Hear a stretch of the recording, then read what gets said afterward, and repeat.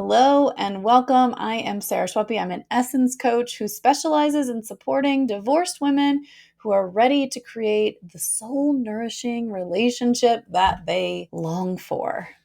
I wanted to talk a little bit today about something called power down. I think I've mentioned this maybe in some of my videos. I'm going to be talking a lot about power dynamics.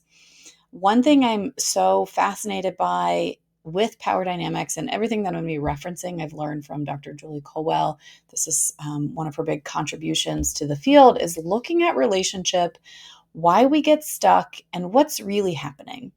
And so there's a lot to this, but in general, we can look at any kind of conflict, anytime we don't feel good, anytime we're in reactivity, as being what we would call below the line on the inner map. I have another video on this that you could check out, or in reactive brain. And when we're in reactive brain, how do we know we're in reactive brain? It's anytime we don't feel good. It's anytime we're in conflict, anytime we're having negative thoughts or negative feelings. We all have it.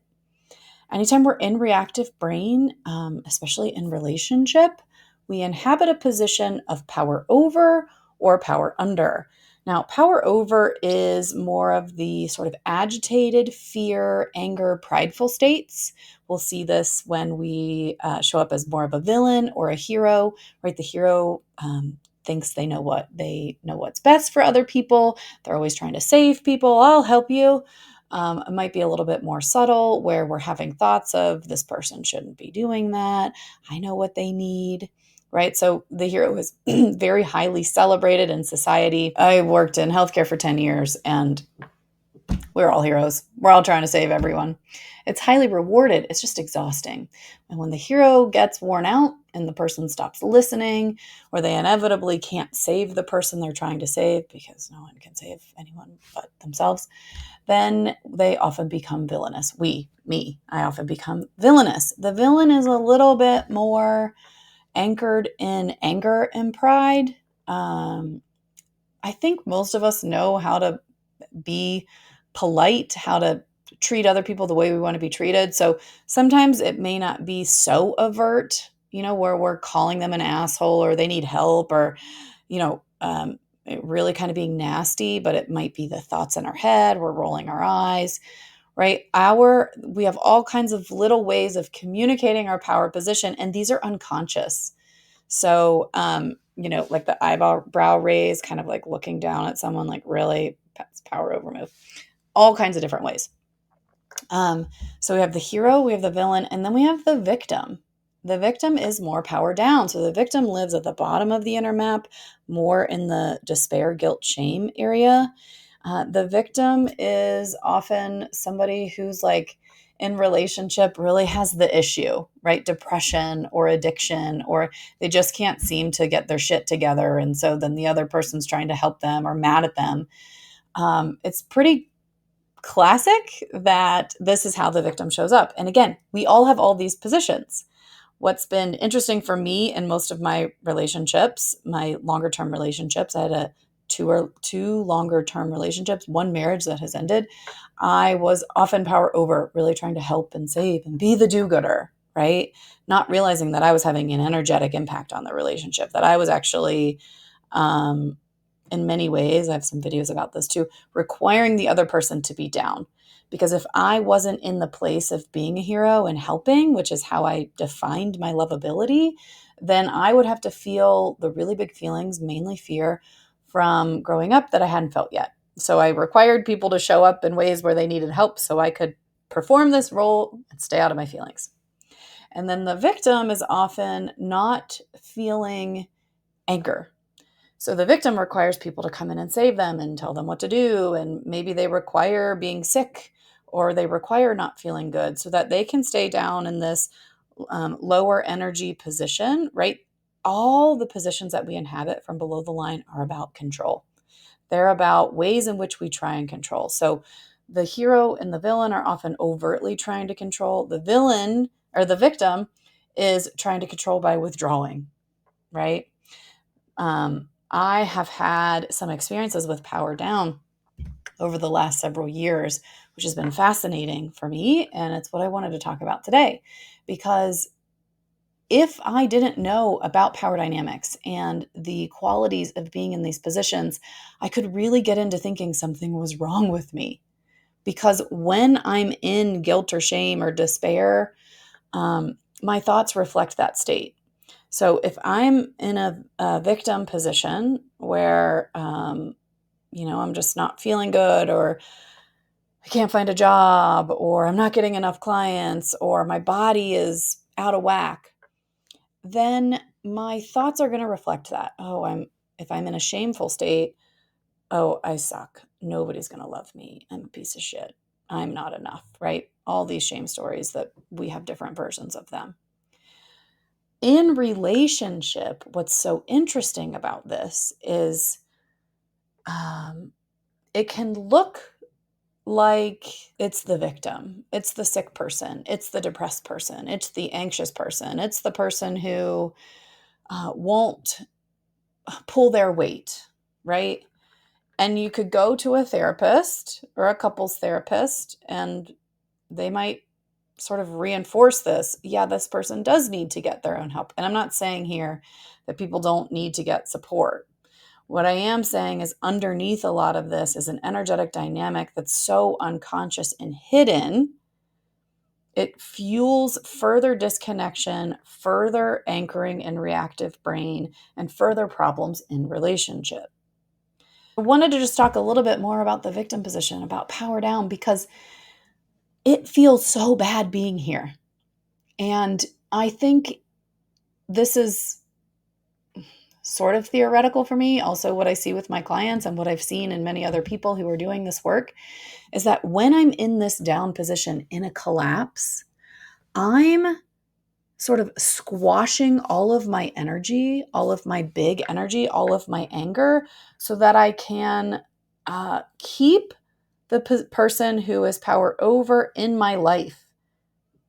The benefit of being power down is we get safety and security and support, and we get taken care of. Like, I definitely have parts of me that, like the sick one or the injured one, where I was the oldest of 4 kids. I spent a lot of time taking care of other people. There's a part of me that wants love and attention, and it thinks that by getting sick, I can get that, because it's has been hard for me to say I want love and attention. So it found a way to get that, right?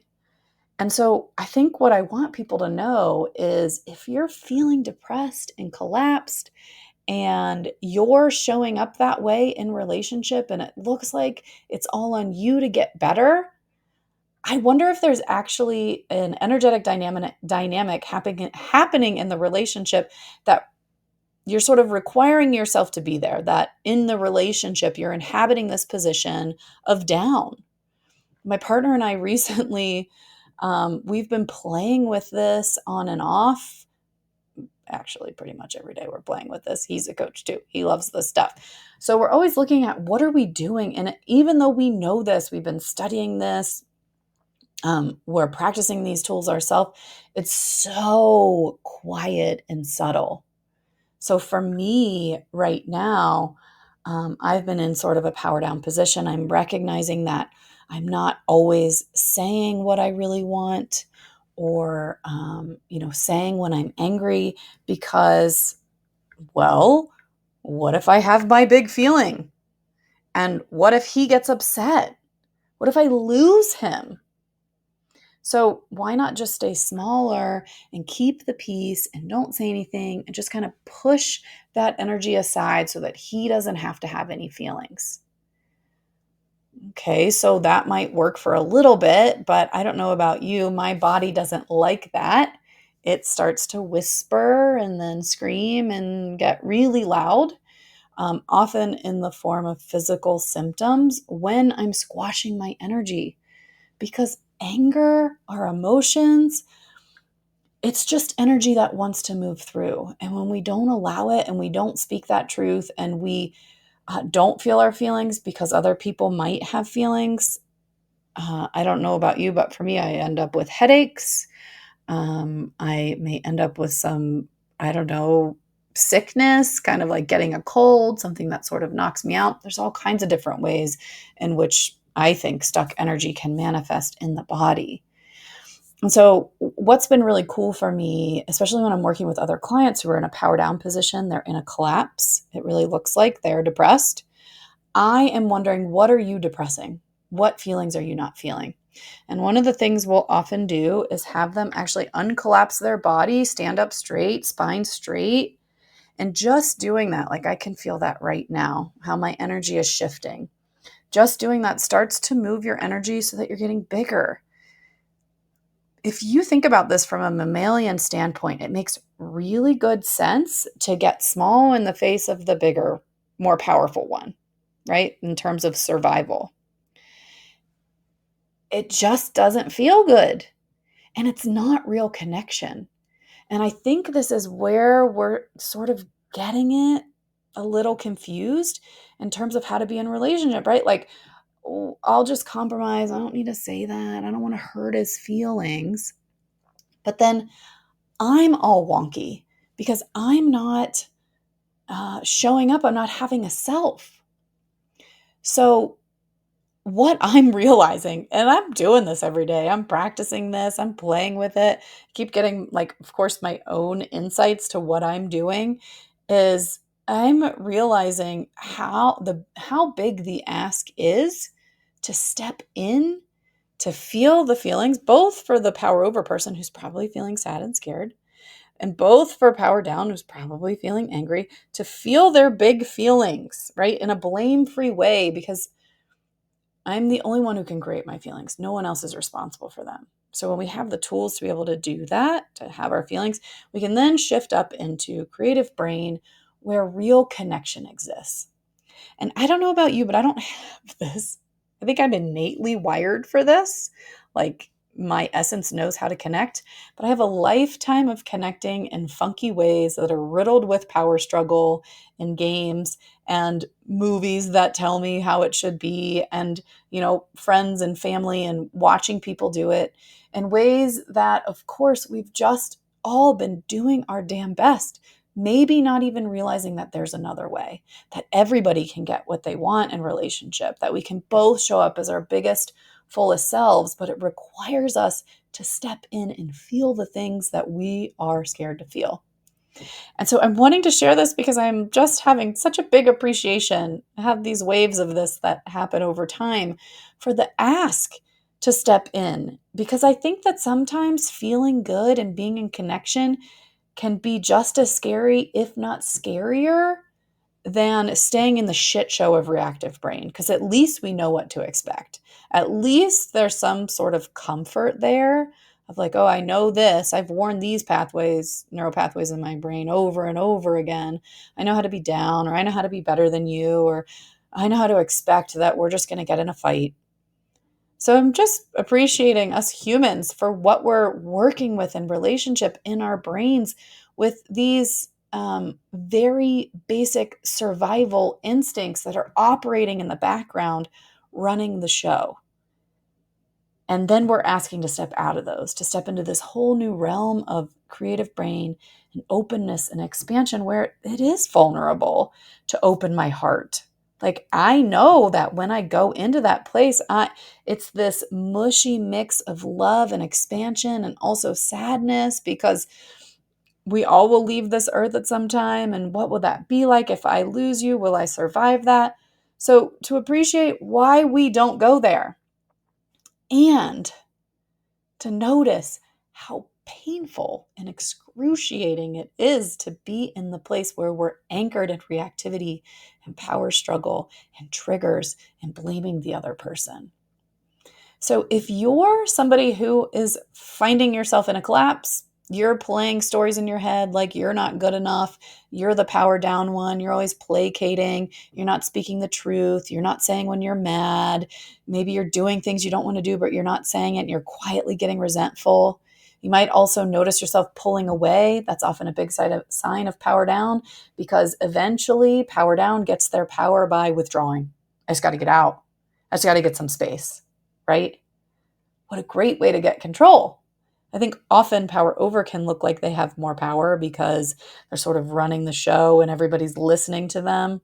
But ultimately, power down, all power down has to do is leave, run away. What's more powerful than that? Other than our true power, of course, where we're in connection and we can say how we feel.